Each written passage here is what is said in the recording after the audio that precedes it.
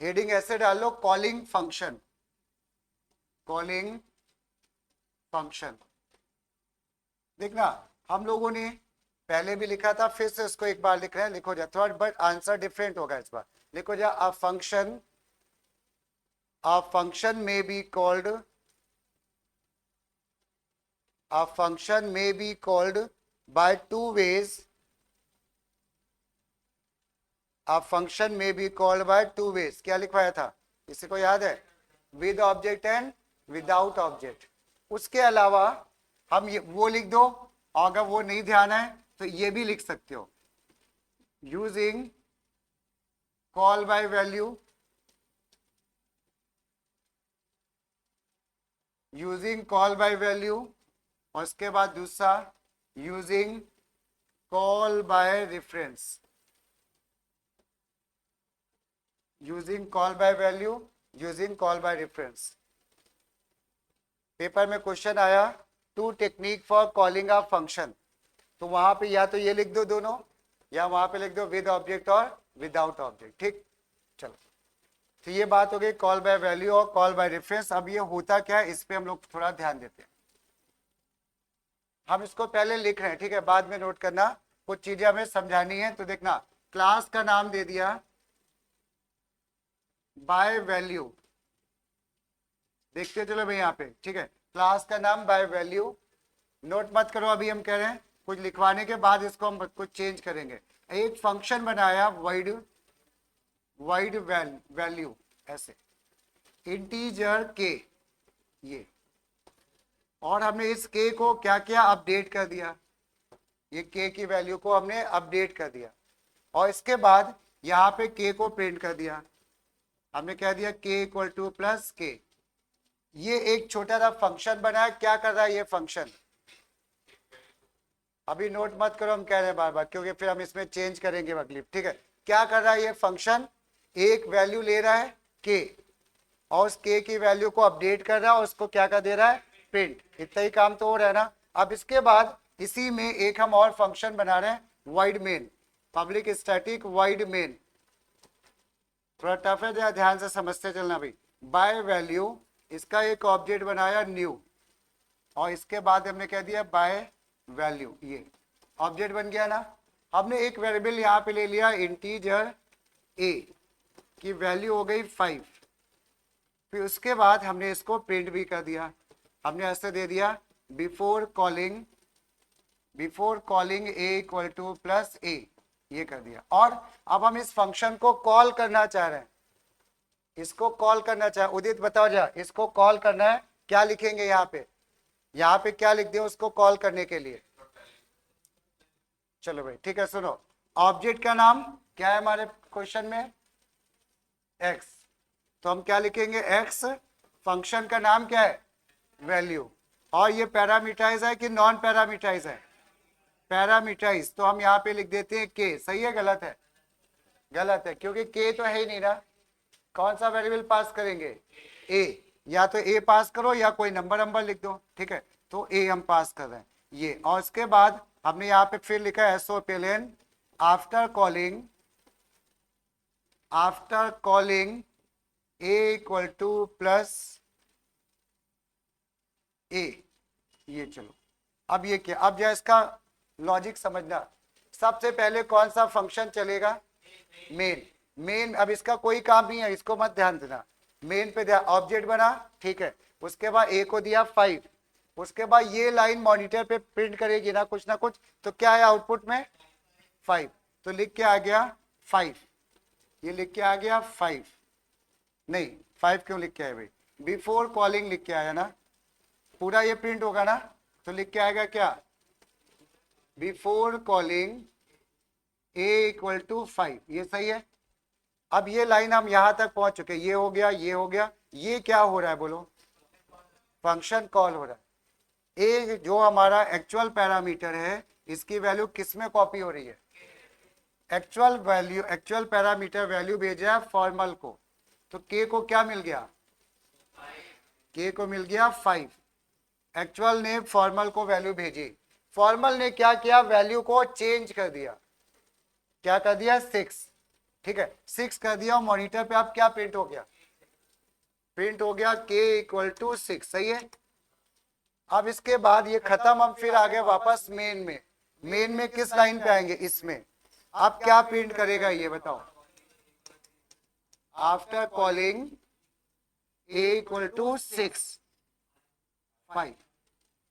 लेकिन अभी देखना, हम लोग अगला जब कॉल बाय रेफरेंस करेंगे वहां पे हम इसको 6 लिखेंगे, ठीक है। कभी 5 भी होगा, कभी 6 भी होगा, ये क्या बोला हमने, इसको समझना। तो देखो यहाँ पे जब हम लोग पैरामीटर में, एक्चुअल पैरामीटर में कोई प्रिमिटिव वैल्यू भेजते हैं, प्रिमिटिव, ये हमारी कैसी है, प्रिमिटिव। अगर कोई प्रिमिटिव भेजते हैं तो वो खुद प्रिमिटिव नहीं जाता है, वो अपनी डुप्लीकेट वैल्यू बनाता है। उसने क्या क्या, एक कॉपी बनाई 5 और उस 5 को भेज दिया, ए नहीं गया, ये अपने उसने डुप्लीकेट वैल्यू को भेज दिया। तो ए पे, तो ए के पास तो 5 ही पड़ा है ना, उसने खुद गया ही नहीं, वो ए, उसने अपनी कॉपी बनाई, उस कॉपी को दे दिया के में, के ने उसमें कुछ काम किया, चेंजेस किए, क्या ए पे इम्पैक्ट आ रहा है उसका, बोलो नहीं आ रहा, ठीक है। लेकिन अगर नॉन प्रिमिटिव वेरिएबल होता तो हम ये, जब ये कॉपी नहीं भेज पाता, ये अपना एड्रेस भेजता है, तो अगर वहां पे चेंजेस होते तो यहाँ पे भी चेंजेस हो जाते। यही कॉल बाय वैल्यू और कॉल बाय रेफरेंस है। तो अभी जो है ये प्रिमिटिव है ना, वहां पे चेंज करोगे तो ओरिजिनल में चेंज होंगे कि नहीं होंगे, बताओ होंगे कि नहीं होंगे, नहीं होते हैं, ठीक है। चलो अब इसको लिख लो तो थोड़ा और अच्छे समझ में।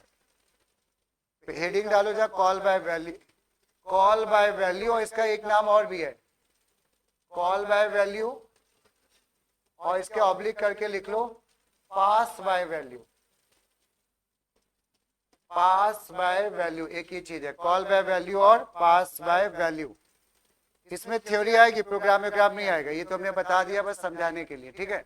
2 नंबर की आई तो आएगी, नहीं तो कोई जरूरी भी नहीं है। तो लिख लो in this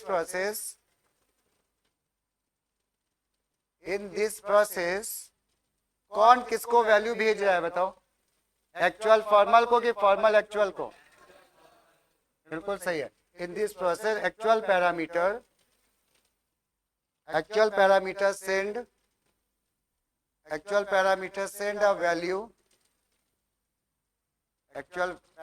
send, a value, to the, एक मिनट रुकना, send a, नहीं थोड़ा सा चेंज करो इसको क्योंकि लर्निंग में थोड़ा, actual parameter send a copy of its argument, खुद, ठीक है। फिर से सुनो, in this process actual parameter send a copy of its argument,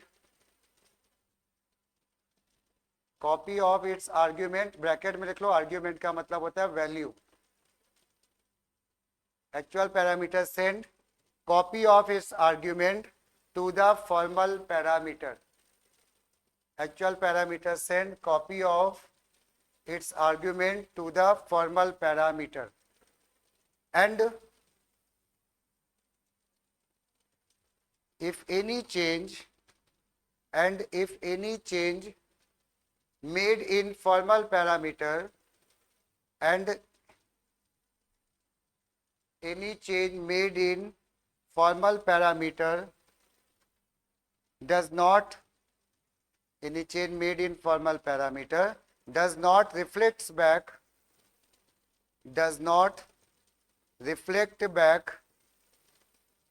in actual parameter, changes made in formal parameter does not reflect back in actual parameter, then it is known as call by value, then it is known as call by value. और इसके बाद next line में एक चीज और लिख लो जो पूछी जाएगी, और यह पूछी जाती है ज्यादातर, नीचे स्टिक करके लिख लो और इंपॉर्टेंट भी मार्क कर लेना। हियर वी पास, कैसी वैल्यू भेजते हैं, प्रिमिटिव और non primitive. Here we pass primitive type value from actual to formal. Here we pass primitive type value from actual to formal parameter,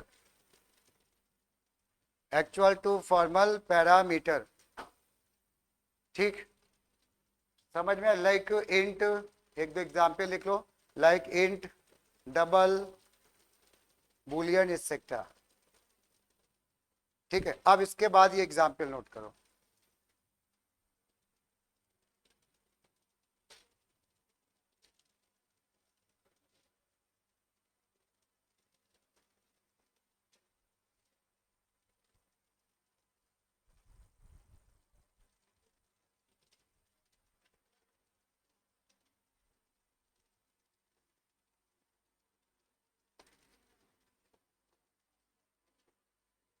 reference का मतलब ब्रैकेट में लिख लो एड्रेस।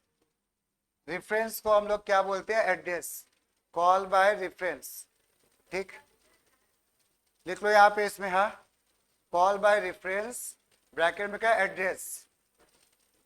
ठीक, रेफरेंस को एड्रेस भी बोलते हैं। पहले इसकी डेफिनेशन लिख लो, फिर इसको समझेंगे। लिख लो, in this process actual parameter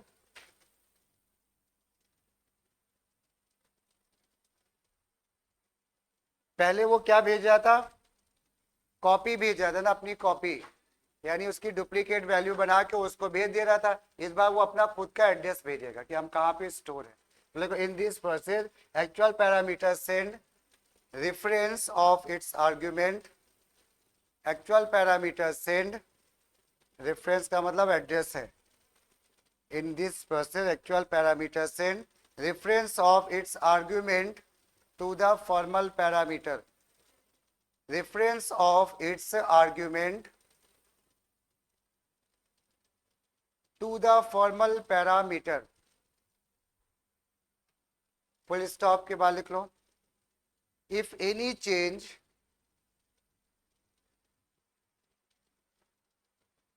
if any change made in if any change made in formal parameter if any change made in formal parameter reflects back in actual parameter.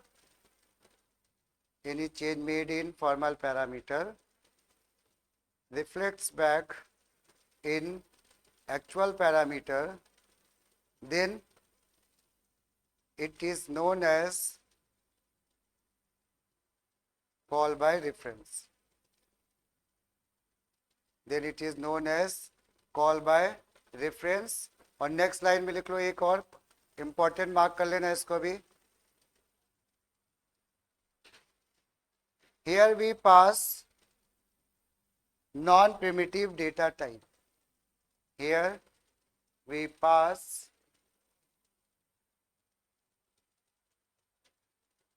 non-primitive data types like array, object, etcetera. String नहीं लिखेंगे, इसको हम बताते हैं क्यों। ठीक है, array, object, etcetera. ठीक, अब यहाँ पे एक नोट लिख लो,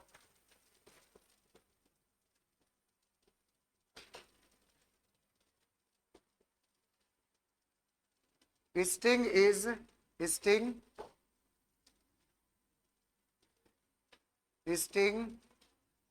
can not be change. String can not be change. ठीक है, स्ट्रिंग को हम लोग क्या बोल देते हैं? ये इम्यूटेबल है। एक वर्ड इस्तेमाल होता है क्या? इम्यूटेबल। तो यहाँ पे लिख लो जा इम्यूटेबल। अभी जब हम लोग स्ट्रिंग की प्रोग्रामिंग करेंगे तब थोड़ा और डिटेल में समझेंगे। String can not be change, so we cannot pass string in call by reference.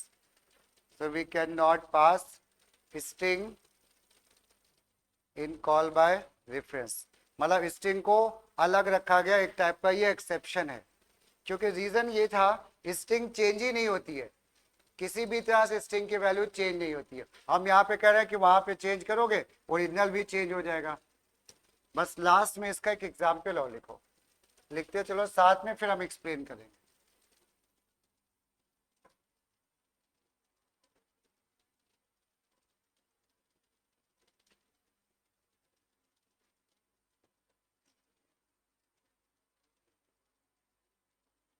अच्छा एरे पढ़ा है तुम लोगों ने कि नहीं, स्कूल स्कूल में भी कुछ है? चलो चलो अच्छा रहने दो।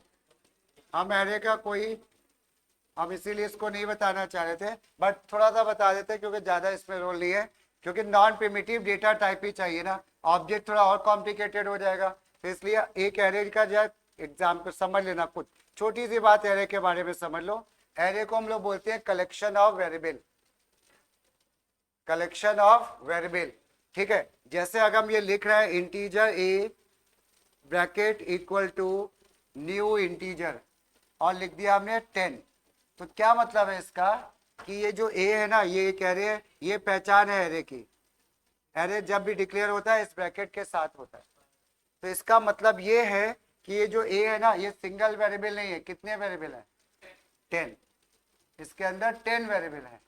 अब वो 10 कहाँ दिख तो रहे नहीं है, तो इसमें जो सबसे पहला वेरिएबल है वो बनेगा इस नाम का, A0 नाम का। दूसरा वेरिएबल किस नाम का बनेगा? A1। ऐसे लास्ट का बनेगा A9, ठीक है। नहीं भाई, हमको तो 10 ही बताए गए थे। 10 होंगे 11 होंगे बताओ? ये 0 से 9 लिखा है ना, तो ये 10 हुए, 11 नहीं हुए। 0 से स्टार्ट किया ना, तो इसलिए एक कम चलता है एरे में। और याद, स्ट्रिंग भी, अच्छा भी स्ट्रिंग हमने नहीं पढ़ाई है। इसमें जो है स्ट्रिंग में भी तो ऐसे ही होता था, काउंटिंग कहाँ से शुरू होती थी? 0, और लास्ट वाला लेंथ -1 चलता था, याद आया? तो इसलिए वो भी एक कम होता है। तो अब ये जो है, अब इसमें अगर हमने ये लिख दिया, बस एक चीज और समझ लो, फिर वहां पे हम लोग वापस चलते हैं अपने। अगर हमने ये लिख दिया 5, 7, 9, 11 कुछ भी लिख दिया ऐसे, तो ये क्या हो रहा है पता है? ये एक एरे है, हम उस एरे में वैल्यू असाइन कर रहे हैं, क्योंकि array is a collection of variable, तो हम उसको कॉमा कॉमा के साथ लिखते हैं और कर्ली ब्रेसेस में लिखते हैं। अगर हमने ये प्रिंट कर दिया SOPLN A0, कोई गेस करो क्या प्रिंट होगा? 5। कुछ आइडिया लगा? तो ये जो पहला वेरिएबल होता है ये बोलता है पोजीशन नंबर 0 पे, इंडेक्स नंबर 0, ये index number 1, index number 2, index number 3, ऐसे चलता है। क्लियर हुआ? बस इतना सा हम लोग यहाँ पे भी कॉन्सेप्ट एरे का यूज करेंगे, ठीक। तो चलो जरा लिखना शुरू कर लो, बस 2 मिनट और लगेंगे। इंटीजर, ये कुछ पहचान में आया? ये क्या चीज है? एरे है, ठीक है ना, ये एरे है। उसके बाद एरे के बाद हमने यहाँ पे क्या किया, इसमें ऐसे लिख दिया A प्लस प्लस A0 की वैल्यू को हमने बढ़ा लिया, माइनस माइनस A1, ये, और फिर हमने यहाँ पे प्रिंट करा दिया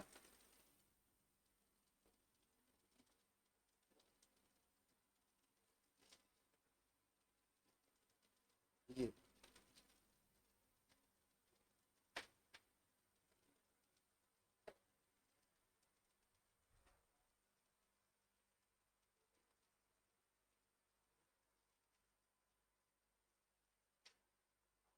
ठीक है, ये क्या कर रहा है? ये वाला प्रोग्राम एक एरे इनपुट करा रहा है।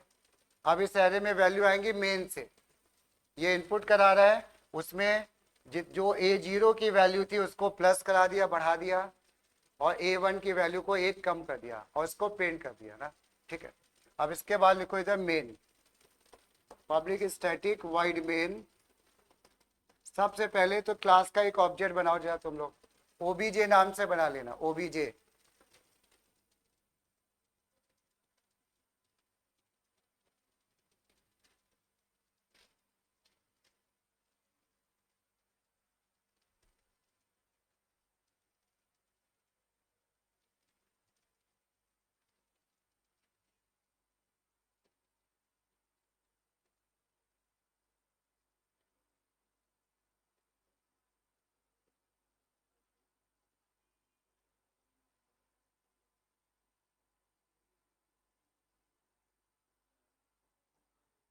ये देखो, ये ऑब्जेक्ट बना दिया ना। ऑब्जेक्ट बनाने के बाद हमने एक एरे ले लिया, किसी भी नाम का, हमने मान लो n नाम का ले लिया एरे, और इसमें वैल्यू दे दी 5, 10। ये जरा देखो, एक एरे में हमने क्या किया है, वैल्यू को इनिशियलाइज कर लिया ना। इसमें N0 में क्या पड़ा हुआ है और N1 में 10, ठीक है। तो हमने लिखा before calling SOPLN A0 plus A1 ऐसे, बिफोर कॉलिंग A0 और A1।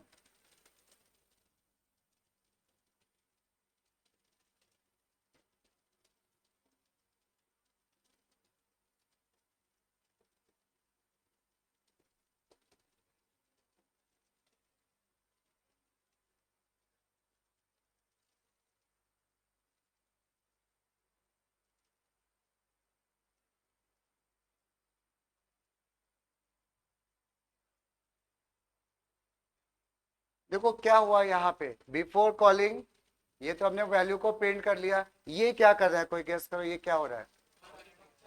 फंक्शन को कॉल कर रहे हैं ना। नई चीज तुम्हारे लिए, जब हम लोग एरे को भेजते हैं ना, तो यहाँ पे कोई ब्रैकेट वैकेट नहीं लगाते। अच्छा, यहाँ पे तो गलत कर दिया हम लोग ने। क्या एरे जो हमारा किस नाम का है, मेन में एन था, और हम लोग क्या लिख रहे थे, ए। तो एक काम करो, इसमें इसको मत चेंज करो, इसको ही चेंज कर दो, ए कर दो। इसको ए ही रहने दो, उससे कोई फर्क नहीं पड़ता है। ये इसको ए कर दो, ठीक। अब हमने जब इस ए एरे को, इस एरे में क्या क्या है बोल दो, इस एरे ए में क्या क्या है? हाँ, यानी एक ग्रुप ऑफ वैल्यूज है, 5 और 10 है ना इसके अंदर। ये 5 और 10 कहाँ पे कॉपी होने जा रहे हैं? दूसरा ए कह रहे हैं, इससे मत कंफ्यूज होना कि ए है तो वहां पे भी होगा, वहां पे कुछ भी हो सकता था, सेम हो सकता है, डिफरेंट। अब इस एरे को क्या क्या वैल्यू मिली है बोलो, इसको वैल्यू क्या मिली है, 5 और 10, ऐसे ही तो मिली है ना। तो इसको वैल्यू मिली 5 और 10। इसने क्या किया देखो ध्यान से, इसने इसकी वैल्यू को 6 कर लिया, और इसने क्या किया, 9 कर लिया। तो अब मॉनिटर पे क्या प्रिंट हो गया, 6 और 9 हो गया। अब इसने इस एरे ने वैल्यू में चेंजेस कर लिए। क्वेश्चन आता है क्या, कि जहां से ये आया था, इस वाले एरे से आया था ना, क्या इस एरे में भी चेंज होगा? तो होगा, बस यही है। अगर यहां से प्रिमिटिव भेजते तो वहां पे चेंज करते तो चेंज नहीं होता है, ओरिजिनल में नहीं होता। अगर हमने नॉन प्रिमिटिव भेजा है, वहां पे चेंज करोगे तो ओरिजिनल में भी चेंज होगा, बस इतनी सी बात है। और कंडीशन क्या है, ये पासिंग वैल्यू जब सब डिसाइड कर रही है। अगर प्रिमिटिव है तो चेंजेस नहीं होंगे, नॉन प्रिमिटिव है तो चेंजेस होंगे, ठीक है। इसके बाद जरा लास्ट लाइन लिख लो, बस लिख लो last line, SOPLN after calling SOPLN A0 plus A1, A0 plus A1, और ये वाइड मेन बंद किया और ये क्लास बंद किया। अब जरा लास्ट में एक काम करो, इसका आउटपुट तुम लोग लिख डालो जरा। हमने बोला है मेन से देखना शुरू करोगे, बाकी क्या हो रहा है कहाँ पे, इससे कोई मतलब नहीं है।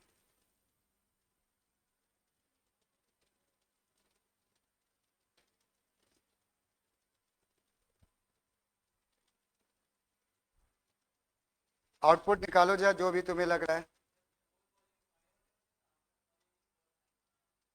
और बीच में भी तो कुछ प्रिंट होगा, कुछ और भी बीच में भी प्रिंट होगा, एक लाइन। नहीं, थोड़ा एक चीज लोग तुम लोग मिस कर रहे हो, देखो हम बता रहे हैं। हाँ, 2 बार होगा, अब सही है। अब सुनो, बस 2 मिनट और देख लो यहाँ पे। ये सबसे पहले कौन सा फंक्शन चला, मेन चला ना। बाकी हमें किसी से कोई लेना देना नहीं, मेन से स्टार्ट किया, ऑब्जेक्ट बना, वैल्यू दी एरे में, ठीक था। अब मॉनिटर पे ये लाइन प्रिंट हुई ना, देखना यहां तक पहुंच गया। तो मॉनिटर पे लिख के आया बिफोर कॉलिंग, और इसके बाद ये क्या प्रिंट हो रहा है बोलो, सारे SOPLN है तो 5 और स्लैश टी था ना, 5 कॉमा A5 को की जगह 10, ये ऐसे प्रिंट हुआ। इसके बाद ये क्या किया हम लोगों ने, फंक्शन को कॉल किया, एरे ए ने वैल्यू किसको भेजी, इस एरे ए को। नाम से कोई मतलब नहीं है, वो लोकल वहां का, वो लोकल वहां का। अब इसने वैल्यू में चेंजेस कर लिए, क्या वैल्यू हो गई, तो अब क्या प्रिंट हुआ मॉनिटर पे, हाँ, उसी के बाद 6,9 आया, 6,9 ये आया, ठीक, 6,9। और जब ये खत्म हो गया तो हम फिर वापस कहां पहुंच गए, मेन में पहुंच गया। मेन में किस लाइन पे? इस पे। इसने क्या प्रिंट किया? After calling. After calling. अब ये वैल्यू बताओ 5 10 है कि 6 और 9 है? क्योंकि रेफरेंस था वो चेंज हुआ तो ये भी चेंज हो गया, तो आ गया 6,9। अब समझ में आया भाई? कॉल बाय वैल्यू जब भी आए इतने ही पढ़ना, ठीक है। चलो